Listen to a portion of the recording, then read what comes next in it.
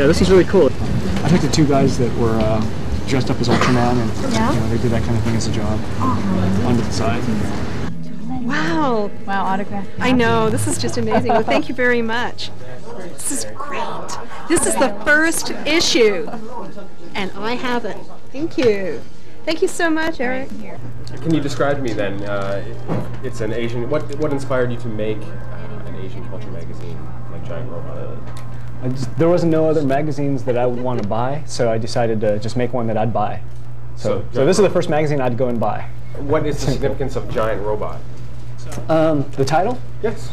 Well, let's see, when I was a little kid, there was a show called Giant Robo, and it was about a kid with a watch who can control a big-ass robot, right? And that robot can fly and destroy planets and buildings and monsters. Okay. And that's a big-ass robot. Big ass, you know, like made out of metal, you know, and tall. Anyways, this little dude would flip open his watch and start talking to the robot and saying, okay, you know, Giant Robot, kill the monster. And the Giant Robot would get mad and kill the monster. What show was that? It was called Giant Robo in Japan. Oh yeah? Yeah, but then you know, I added a T, and now it's Giant Robot. I mean, the magazine's got all kinds of crazy stuff in it. You know, whatever we want and whatever we're interested at the time. So, like, if we're traveling, let's say, we could write about our travels. I might even write about you. You know. Well. Take a dedicate photo. a whole 1/16 of a page to me or something. Yeah, postage stamp size.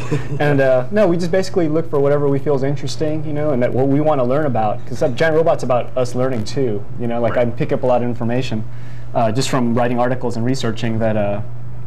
Yeah, we shove it all in there and make an article out of it. Sometimes out of something that no one even cares about. This is long lost cousin, who's my good friend. Did you write it? We wrote it with my cousin. How has it changed from, let's say, the first issue to now? Has there been a significant change? Well, I know there's one that's you know really recent, but start from the beginning. No, the very beginning we were staple and fold. You know, like I barely knew how to use a computer, so I'd type articles on the computer, cut it with scissors, and paste it together. You know, on a piece of paper, and then we'd Xerox it and fold it all up, staple it. It was just so really handmade, and at the first run it was 240. And now we're up to like the 12,000 range. You know, ever want to go back to those days? I'm thinking about doing another one that's just staple and fold. Yeah, you know, just for fun. Because after we finish an issue, sometimes there's nothing to do for a little while, and that's when I'm like, I get bored and I want to make another one.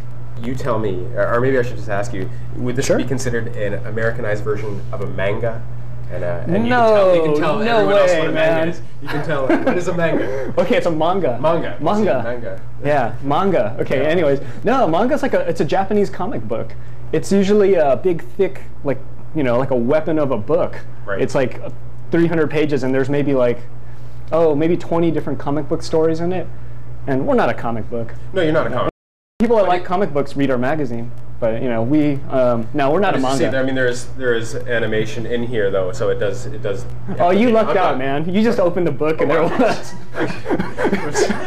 You lucked out. Look, there you go. Oh, okay, that's enough. No, but there's a little bit in there. It's not a comic book. No, it's Absolutely not. It's not necessarily. It has a bit of everything. But we like comic books. So you answered my question. We appreciate comic books.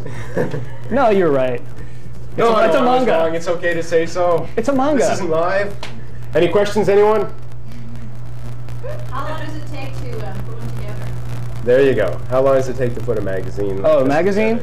If we hustle, it takes about a month and a half. Yeah. Yeah, but you know, there's writing too. And so if you don't, let's say you just. Oh, we just kind of get lazy and kick back. Well, it takes a couple, 3 months maybe. Yeah. That's when we're just cruising along. But otherwise, it takes about a month and a half of hard work.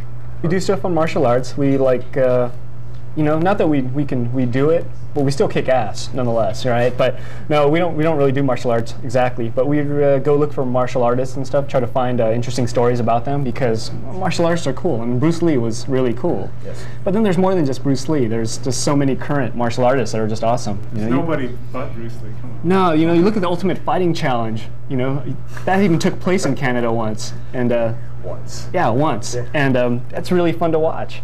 Oh, it is. It's fun to watch. We get into that. It's good for the kiddies. Yeah, well, you know, it's harmless. And we like skateboarding, so... Incidentally, have you signed up for the Ultimate Fighting Challenge? Well, you know, I'm too light. But they're starting these weight limits, you know, weight classes. Let's see the arms. Let's see the arms. Oh, man, you just don't even know, man. One more time. One more time. Oh, I'm just kidding. I, for one, think you stand a chance. Oh, you know, it's And not. you don't know unless you try. It's not about muscle, you know. It's not. It's about using balance. You got to know that balance is more important than muscle. I'm still getting used to balance and gravity and everything. Yeah, So totally. You saw that in the Ultimate Fighting Challenge, the 700-pound sumo wrestler lost to a guy who was about 250. Yeah. You know, so I'm 135. I can take on a 300-pound guy. So this is issue number 9. What is going to be in issue number 10, or issues coming up in the future? Where do you see the magazine going? It's going to go in a political, harsh direction. You know, we're gonna go anti-establishment and go to the backside of capitalism. Oh, yeah? And we're gonna attack the man.